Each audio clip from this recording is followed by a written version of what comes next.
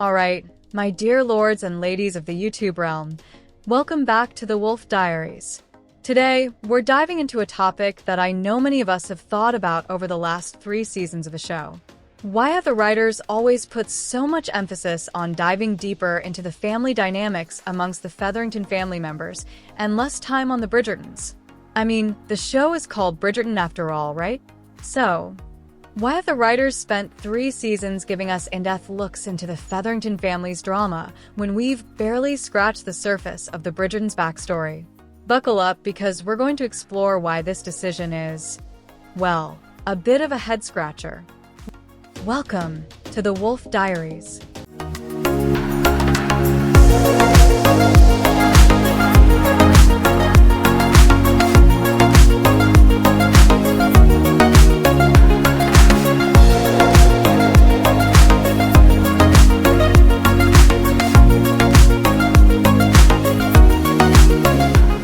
Let's start at the beginning.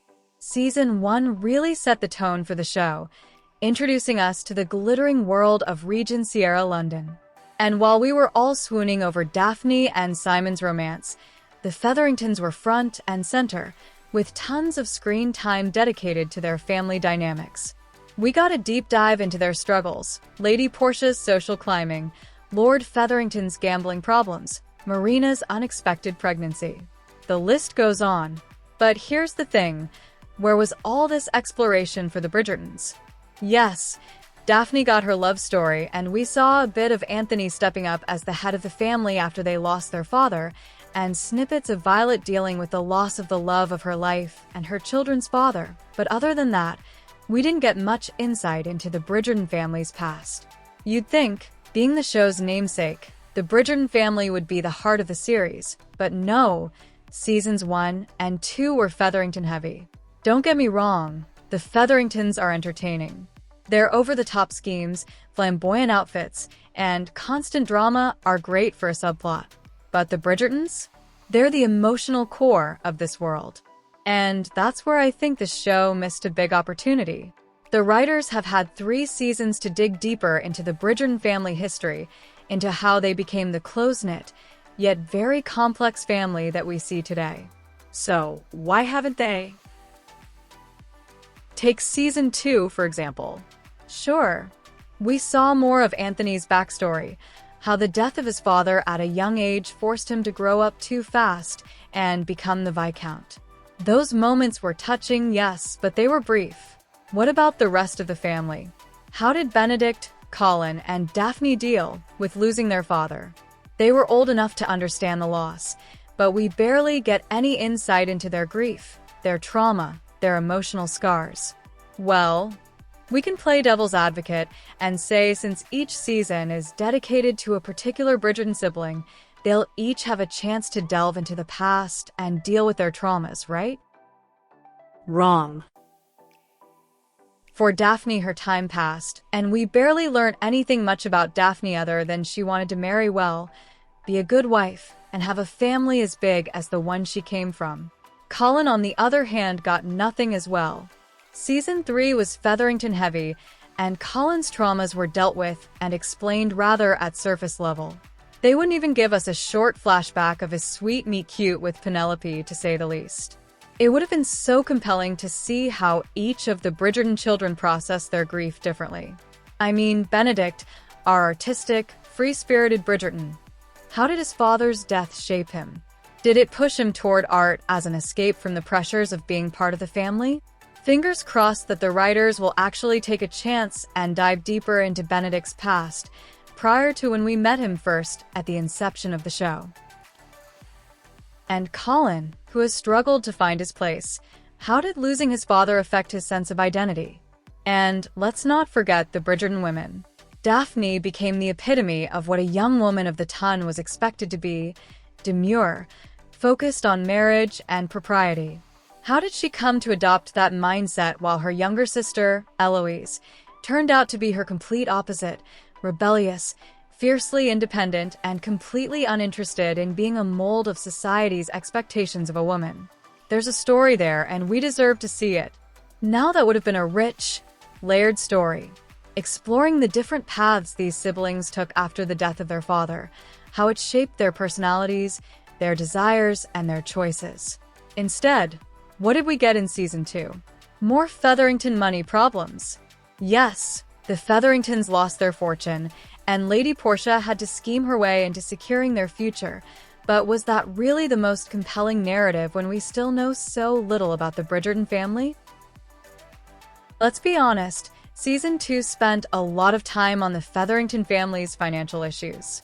I mean, there were entire episodes dedicated to them trying to solve their money problems, introducing new characters like Cousin Jack Featherington, and attempting to manipulate their way back into wealth. Sure, it added drama, but did we need that much focus on a subplot? Meanwhile, the Bridgertons, our main family, were sidelined. The only major Bridgerton storyline we got outside of Anthony's romance was a few scattered memories about his father's death. But where was the focus on Violet? She lost the love of her life. What helped her snap out of her grief and become the loving, wise matriarch we see today? And can we talk about how Daphne seamlessly stepped into the role of perfect debutante? How did that happen while Eloise was rebelling against every societal norm? There's so much character depth that the writers could have explored, but instead, the focus kept shifting back to the Featheringtons. The audience is invested in the Bridgertons. We want to know what makes them tick, how they became the family we've come to love. Daphne's journey, Eloise's rebellion, Anthony's burdens, Benedict's artistic aspirations. There's a goldmine of storytelling there. Imagine how much more compelling the show would be if we got deeper insight into these characters. If we saw Benedict wrestling with the expectations of his family while yearning for an unconventional life. Or if we saw Eloise and Daphne in flashbacks, growing up in the same household but developing completely different worldviews. And what about the other Bridgerton boys?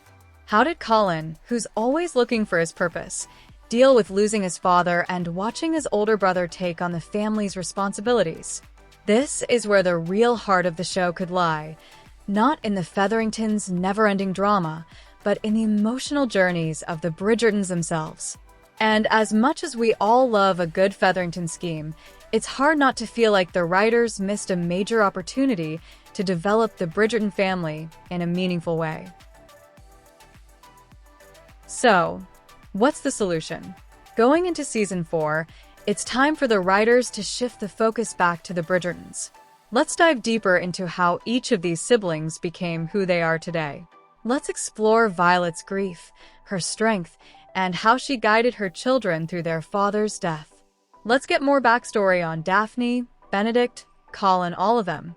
The Bridgertons aren't just characters in a romance. They're a family that's been shaped by love, loss, and societal expectations.